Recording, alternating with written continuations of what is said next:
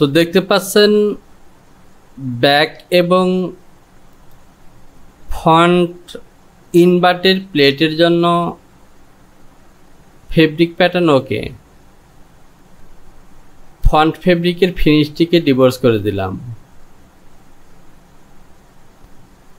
F1 থেকে সিম অ্যাসিস selection করে এ বরাবর একটি লাইন টানলাম। সিমেট্রি দিয়ে এগুলিকে আমি বিপরীত সাইডে এভাবে দিয়ে দেব। একই সাথে এই লাইনগুলো, তাহলে দেখতে পাচ্ছেন আমার পুরো প্যাটার্নটি ওকে। লেয়ার থেকে আর্টস এবং এটিকে ডিলিট করে দিলাম। Save, continue. আসসালামু আলাইকুম, welcome my channel and thanks for click my video. Junior girls dress মেকিংয়ের আজকের ভিডিওটি পার্ট 3। তো যে পর্যন্ত কাজগুলিকে দেখলেন, ফন্ট এবং ব্যাকের ইনভার্টেড প্লিট পর্যন্ত কমপ্লিট। এ পর্যন্ত কাজগুলিকে আমি পার্ট 2 ভিডিওতে কমপ্লিট করেছি। আজকের ভিডিওতে পরবর্তী কাজগুলো করব। তো প্রিয় টপার, বরাবরের মতো আপনি যদি আমার চ্যানেলটিতে নতুন হয়ে থাকেন তাহলে চ্যানেলটিকে সাবস্ক্রাইব করুন, পাশে থাকা অ্যালার্ম বেলটিকে বাজিয়ে দিন যাতে নতুন নতুন ভিডিও নোটিফিকেশনগুলো পেয়ে যান। আর যদি পূর্বে থেকে সাবস্ক্রাইব করে থাকেন তাহলে অসংখ্য ধন্যবাদ। ভিডিওতে একটি লাইক দিয়ে সঙ্গে থাকুন।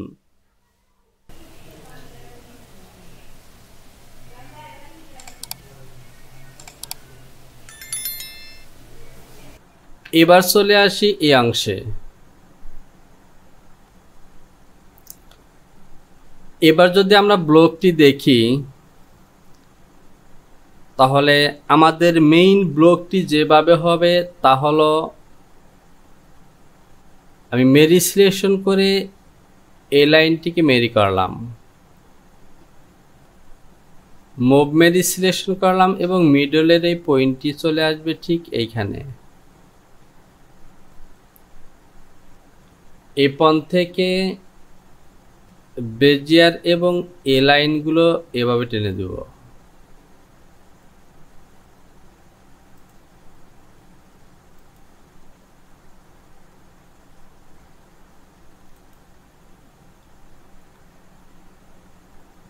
ডিভোর্স করে দিলাম। তাহলে এটি হলো আমাদের মেইন ব্লক, ইনভার্টেড প্লেটের মার্ক সহ হাফ ব্লক।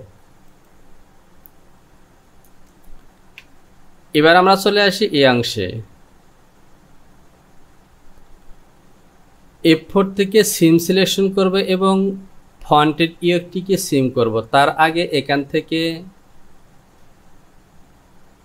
যদি আমরা পিকচারটিকে দেখি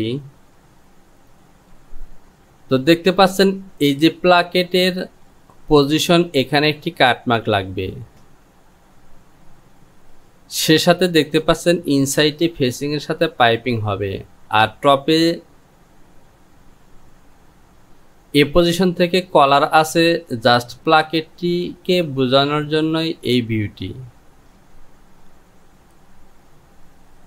সুতরাং ডেভেলপ সিলেকশন করে আমি এখান থেকে একটি পয়েন্ট দেব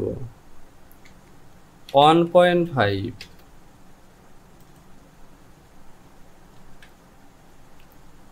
এবং এখানে একটি কাটমার্ক দিয়ে দেব।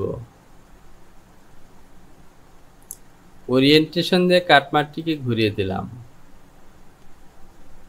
F4 থেকে সিম সিলেকশন করলাম এবং এটি হলো আমাদের ফন্ট ইয়ক।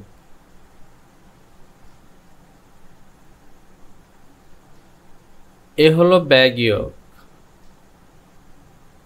ফুল অংশ।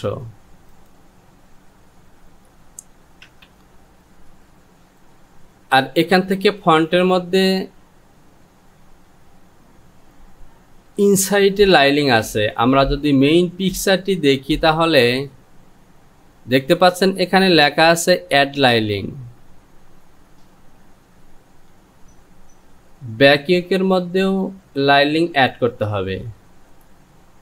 সুতরাং যেহেতু ইনসাইডে লাইলিং আছে, সুতরাং এই অংশটি লাইলিং দিয়েই ফিনিশ করা হবে। এখান থেকে আমাকে একটি প্লাকেট বা ক্লোজিং দিতে হবে। আমি ডেভেলপ সিলেকশন করলাম এবং এখান থেকে -0.5 অর্থাৎ এ পজিশন থেকে 1/2 ইঞ্চি প্লাস করে দেব।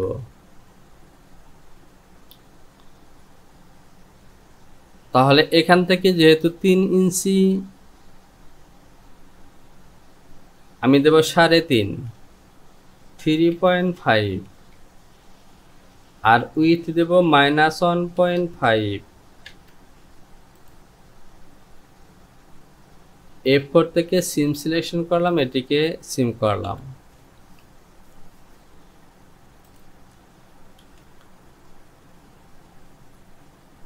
সিম অ্যালাউন্স দিলাম 0.4.4। এডিট FRONT ফন্ট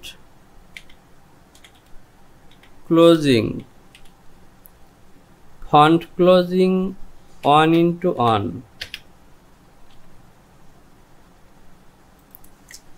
এটি হলো ব্যাক ইয়োক, এখানে কোনো কাজ নেই। প্যাটার্নটিকে ফুল করে নিলাম, মিডলে একটি কাটমার্ক দিলাম, ডাউনে একটি কাটমার্ক দিলাম। এই পয়েন্টগুলো প্রয়োজন নেই।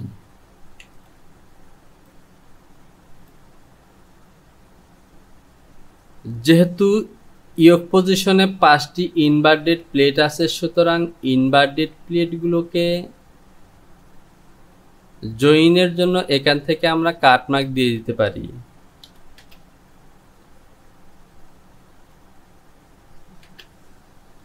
ওয়ান, 2, 3, 4, 5 5টি প্লেট এই 5টি মার্ক বরাবর জয়েন হবে।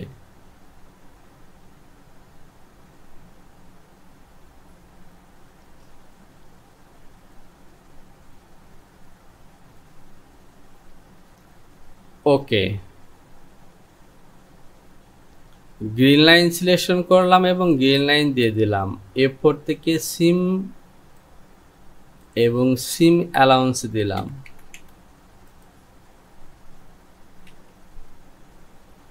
BACK back ইয়োক 1:2। ব্যাক ইয়োকের মধ্যেও লাইলিং অ্যাড করতে হবে। Add লাইলিং back ইয়োক।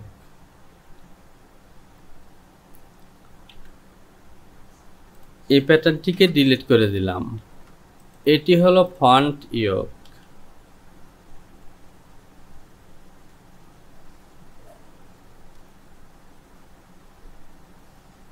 আমি সিম অ্যালাউন্স দেব 0.4.4।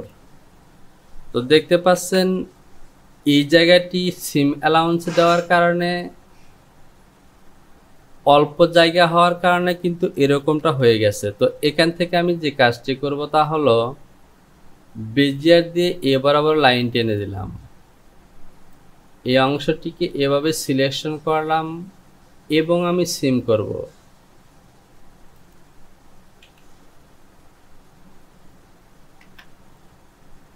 তো এই লাইনগুলো বের হয়নি, সমস্যা নেই। এখান থেকে আমার মার্কটি ছিল এখান থেকে 34.75।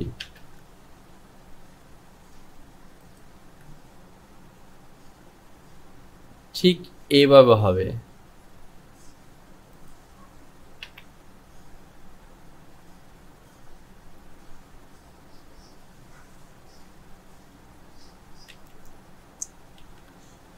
জায়গা কম হওয়ার কারণে এখানে সিম অ্যালাউন্স দেয়া যাচ্ছে না। আমি এই অংশে সিম অ্যালাউন্স দিয়ে দিলাম।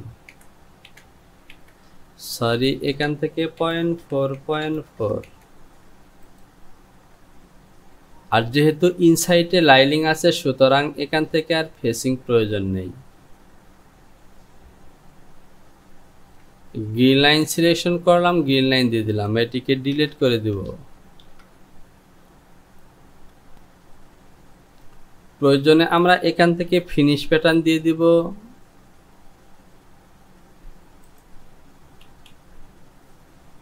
যাতে এরকম ফিনিশ মার্ক করে তারপর এখান দিয়ে সেলাই করে। তো আমি ফিনিশ প্যাটার্ন দিলাম না, এই প্যাটার্নটিকে ডিলিট করে দিলাম।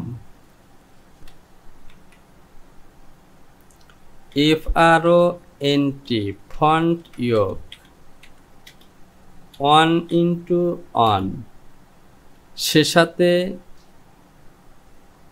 ইন 1:1।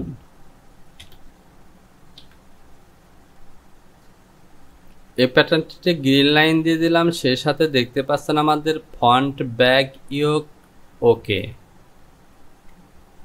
ফাইলটিকে একবার সেভ করে দিলাম। মেইন ব্লকের যে পার্টসগুলো আছে যেমন ফন্ট ইয়োগ, ব্যাক ইয়োগ এবং ডাউন ব্যাক ফন্টের ইনভার্টেড প্লেটের যে ফেব্রিক প্যাটার্ন সেগুলো ওকে, সাথে একটি ফিনিশও দিয়েছি।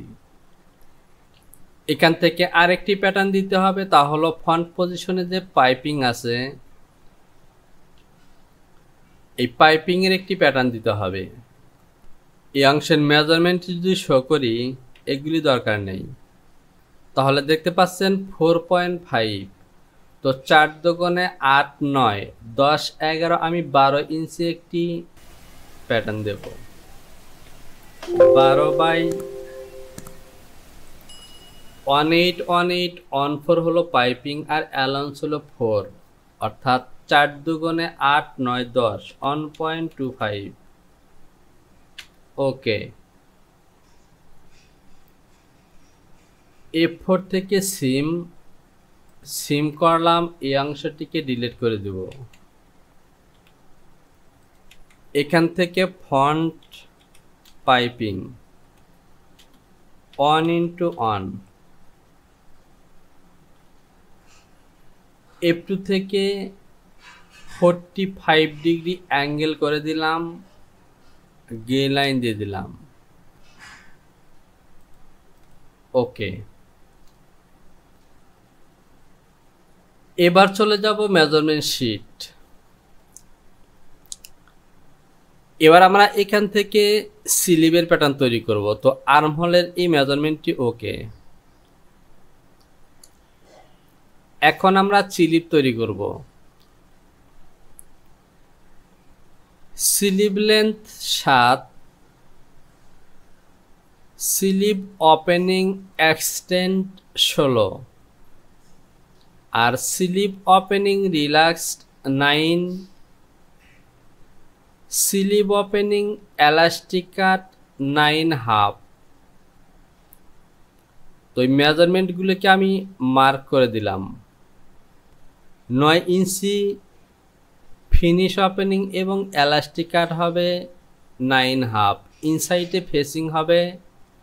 তো চলুন প্যাটার্নটি তৈরি করি, তাহলে বুঝতে পারবেন। সে সাথে যদি পিকচার দেখি তাহলে দেখতে পাচ্ছেন আর্মহোল পজিশনেও গ্যাদার আছে। তো আর্মহোল পজিশনে আমি পুরোটা গ্যাদার দিব না, আমি হাই পয়েন্ট শোল্ডার থেকে ব্যাক এবং ফ্রন্টের মধ্যে 2 ইঞ্চি করে সর্বোচ্চ গ্যাদার দেব। ব্লকটিকে সিলেকশন করলাম, এখানেই স্লিপ তৈরি করব।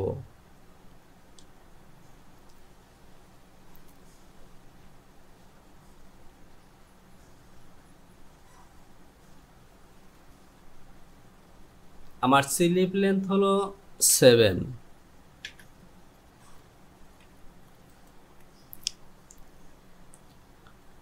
স্লিভ ওপেনিং হলো 60, হাফে হবে 8,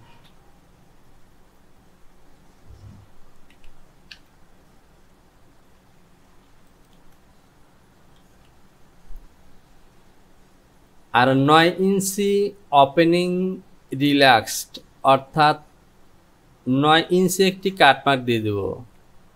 তাহলে 9 এর অর্ধেক 4.5, 4.5।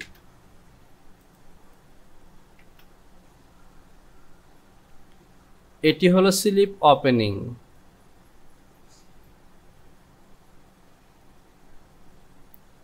এই পয়েন্টটিকে ইনসার্ট করলাম এবং এটি কাটমার্ক দিয়ে দিলাম।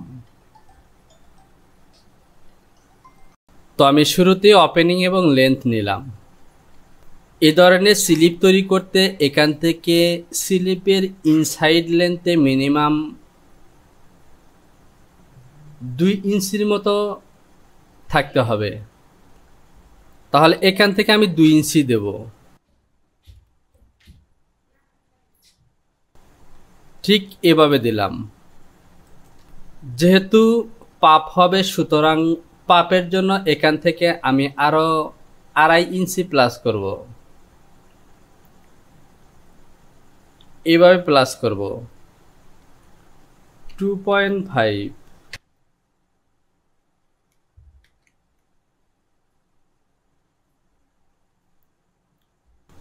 বেজিয়ার দিয়ে এভাবে টেনে দিলাম। এই লাইনটি আমি 2 ইঞ্চি নিয়েছি, আমি আরো 1 ইঞ্চি প্লাস করলাম।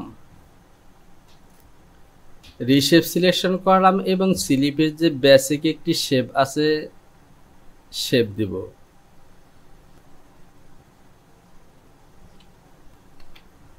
আমি পুরো এই অংশটিকে বড় করলাম। আমি আর্মহোলের এই মেজারমেন্ট শো করব।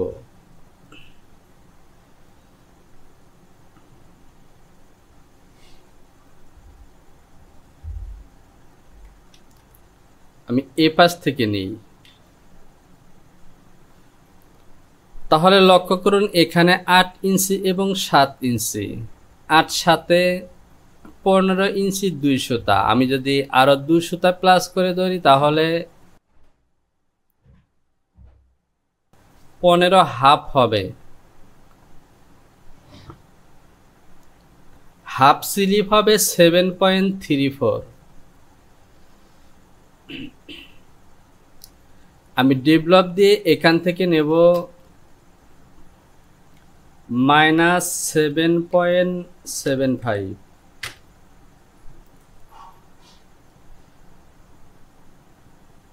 এবার যদি এই অংশের মেজারমেন্ট শো করি তাহলে দেখতে পাচ্ছেন এখানে 3.5 ইঞ্চি হয়ে গেছে। তো 3.5 ইঞ্চি নয়, আমি এখানে দেব 3 ইঞ্চি।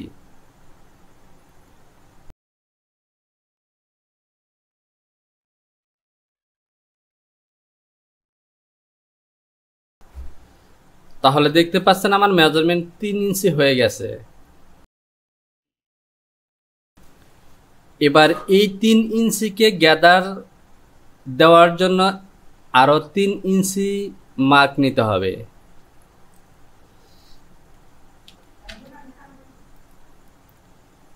এই পয়েন্ট দুটিকে ইনসার্ট করে দেব।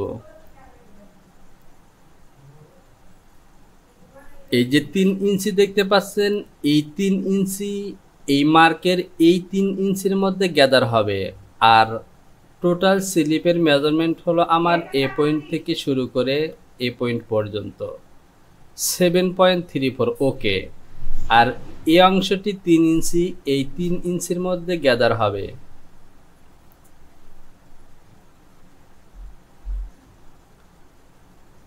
আমি গ্যাদারিং এর এই অংশটি বোঝার জন্য ঠিক এভাবে মার্ক দিয়ে দেব।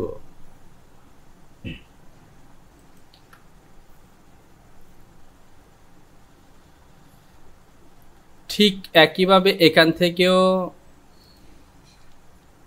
মার্ক দিয়ে দিলাম। F2 থেকে ওরিয়েন্টেশন দিয়ে কাট মার্কটিকে এভাবে ঘুরিয়ে দিলাম। এবার F4 থেকে সিম সিলেকশন করলাম। শিফট বাটনটি চেপে ধরে এই মার্ক দুটিকে সিলেকশন করলাম এবং স্লিপটিকে সিম করলাম।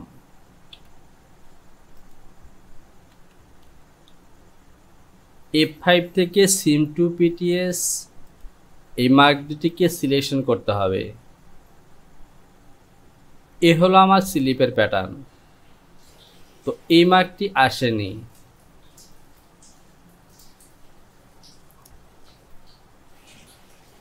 আমি সিম অ্যাসিড দিয়ে এখানে লাইন টানলাম এবং এটিকে মিরর করলাম। এবার কিন্তু হয়ে গেছে।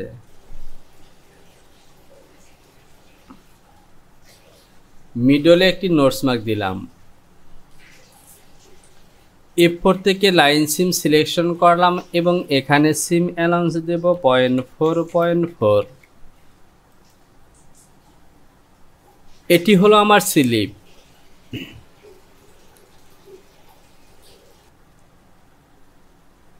এবার আসুন আমরা যদি মেইন পিকচারটিকে দেখি তাহলে দেখতে পাচ্ছেন আর্মহোলের গ্যাদারের পাশাপাশি ওপেনিং পজিশনেও কিন্তু পাপ হয়ে আছে। এই ডিজাইনটি করার জন্য আমাকে যে কাজটি করতে হবে তা হলো ইনসাইডে লাইলিং দিতে হবে, আর এখানেও কিন্তু ইনসাইড লাইলিং লেখা আছে। আমি স্লিপটিকে বড় করে নিলাম, প্যারালাল সিলেকশন করলাম এবং এখান থেকে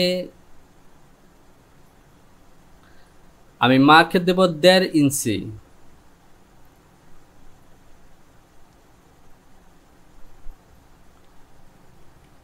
-1.5।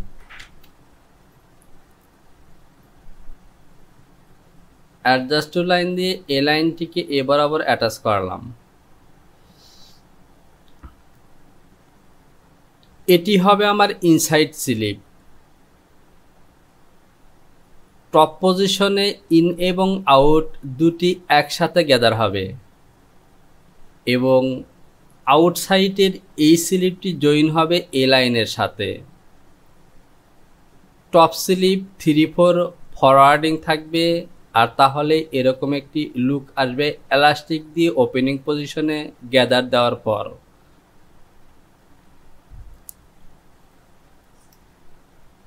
আমি F4 থেকে সিম সিলেকশন করলাম, এই লাইন দুটিকে সিলেকশন করে নিলাম এবং সিম করলাম। এখানেও অ্যালাউন্স দেব 0.4.4। এটিকে ডিলিট করে দিলাম। আমি এখানেও গ্যাদারিং এর একটি চিহ্ন দিয়ে দিলাম।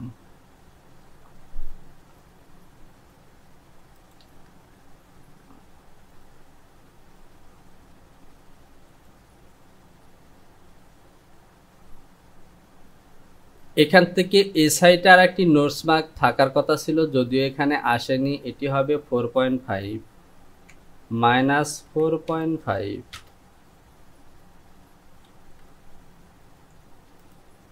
ইনসাইড স্লিপ এবং স্লিপ।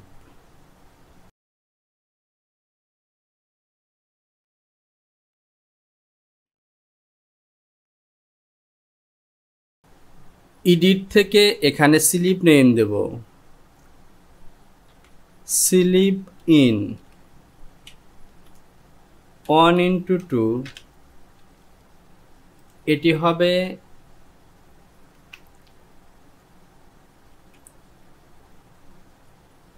SLB slip 1:2।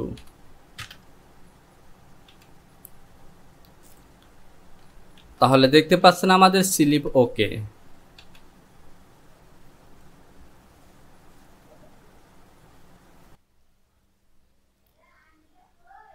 তো প্রিয় টপার, এখান থেকে একটি প্রশ্ন মনের মধ্যে আসতে পারে যে আমি শুরুতেই স্লিপ লেন্থ নিয়েছিলাম 7 ইঞ্চি, এরপর এখান থেকে পাফ দেওয়ার জন্য 2.5 অর্থাৎ 2.5 ইঞ্চি প্লাস করেছি, তাহলে আমাদের স্লিপ লেন্থটি 7 ইঞ্চি কি করে হলো? ভিডিওটি যদি মনোযোগ সহকারে দেখে থাকেন তাহলে অবশ্যই ক্লিয়ারভাবে বুঝেছেন, আর যদি না বুঝে থাকেন তাহলে আমি ক্লিয়ার করে দিচ্ছি। এখানে দেখতে পাচ্ছেন 3 ইঞ্চি 2 সুতা।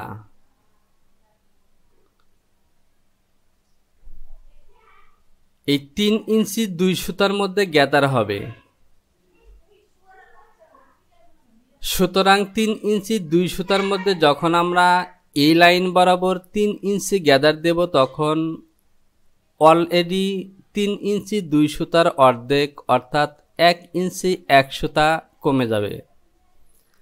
তাহলে 2.5 ইঞ্চির মধ্যে থেকে 1 ইঞ্চি 1 সুতা চলে গেলে 1 ইঞ্চি থাকে বা 7 সুতা থাকে, আর আপনারা লক্ষ্য করেছেন এখান থেকে আমি ফরওয়ার্ড দিয়েছি 3/4 এই লাইলিংয়ের সাথে জয়েন করার জন্য।